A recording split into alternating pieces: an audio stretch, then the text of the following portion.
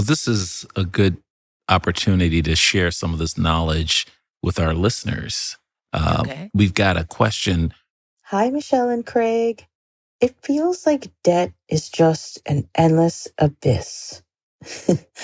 I'm in my 40s now, and I find myself still living paycheck to paycheck. What do wealthy people know that I don't? What did you do to educate your children on setting up for financial success in the kind of world we live in today? Thank you so much, April. Let's start by looking at the first part about debt, right? How do people end up in debt? For many, many reasons. The reason why I ended up in debt was because of my unhealthy relationship with money. Essentially, my spending is very, very simple. My spending was higher than my revenue, but I also didn't understand this thing called credit because nobody had told me. I didn't have financial literacy at all. When I was 18 years old and I started working in call centers and I got my own money, when I got my paycheck, I would go and buy a plasma screen TV, the biggest one I could possibly buy. And get this, I'd put the plasma TV up like that. I couldn't afford cable to actually. And then a week later, because I couldn't pay my rent and I couldn't feed myself, I would sell the plasma TV. And that would be a cycle. This was a cycle. Wow. I had all kinds of really unhealthy, toxic relationships with this thing called money. I've never actually said this before, but when I got my student loan, I took half of it and I bet it on a football game. You know, one of the things... What game? Okay. What game? Honestly, it wasn't even a good game. It wasn't a good game. But it was Stokes. I didn't even like the team. But it goes back to what I said earlier. The thing that invalidates you when you're younger is the thing you end up seeking validation from when you're older. So the dopamine hit I could have got from winning would have filled some kind of hole in my insecurity. Well, one of the things that I talk to, because I talk to a lot of young students, college-bound students in school, and and I saw this. I was an associate dean at the University of Chicago. I had the experience on my own, and what is like early debt starts right at that college age, because, not only do a lot of kids of color, kids from working class backgrounds that have never had money, you go to school, you get that loan check that's supposed to go to paying for books and food and all those things. And because nobody's taught you how to use it, you do not have a healthy relationship with it. We see over and over again kids who do exactly what you did, or they do something even more magnanimous. They take the money and try to help their family by using it to pay an electric bill or to buy shoes for a kid. And time again, one of the most powerful things I tell young people is that they have to be wary of that that's going to be an instinct that they have when they get a large check. Is to use it. And then, I try to remind them, if you don't have that money for books, they don't give you more money for books.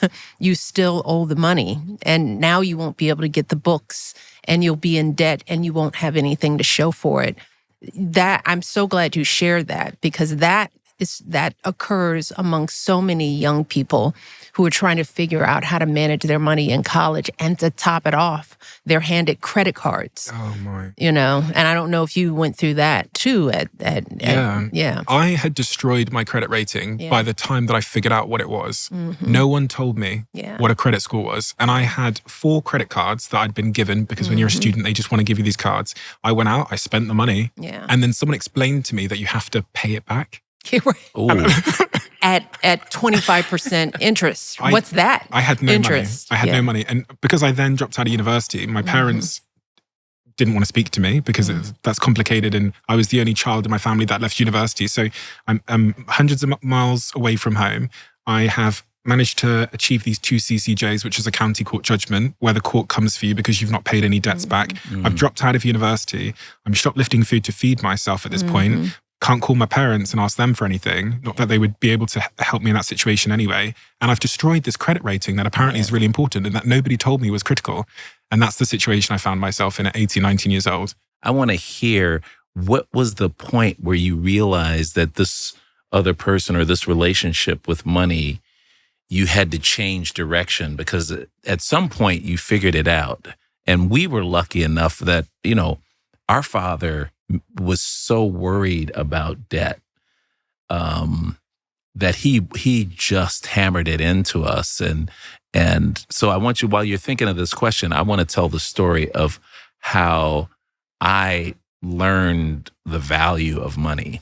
Because as Mish had talked, we went to a school, it was more working class than middle class. So we didn't feel less than at all. We felt like it's just stuff you can't get when you're in this position.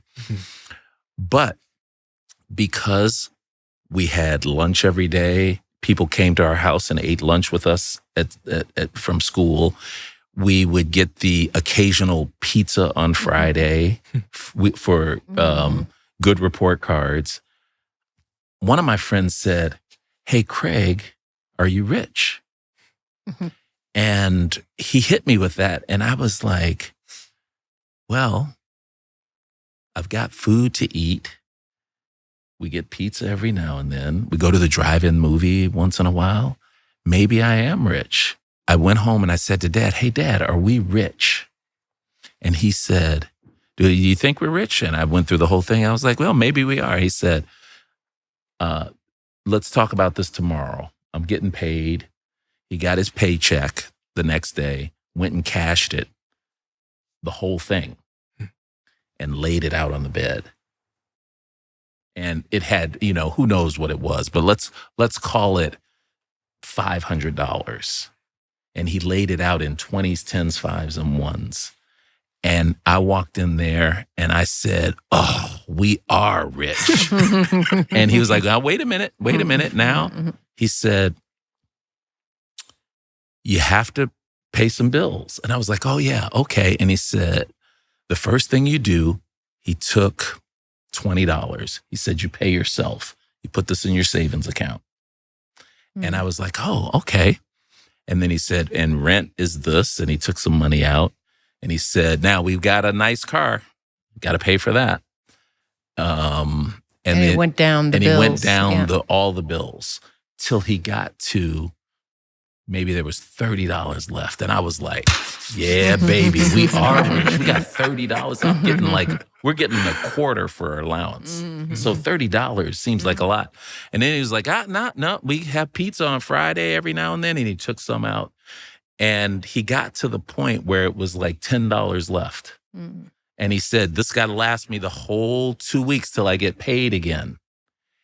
And it was a blessing, is all I can say, because I realized that so you can have a job and you can have money, but it doesn't necessarily mean you're rich, number one. And number two, the most important thing he said was pay yourself first.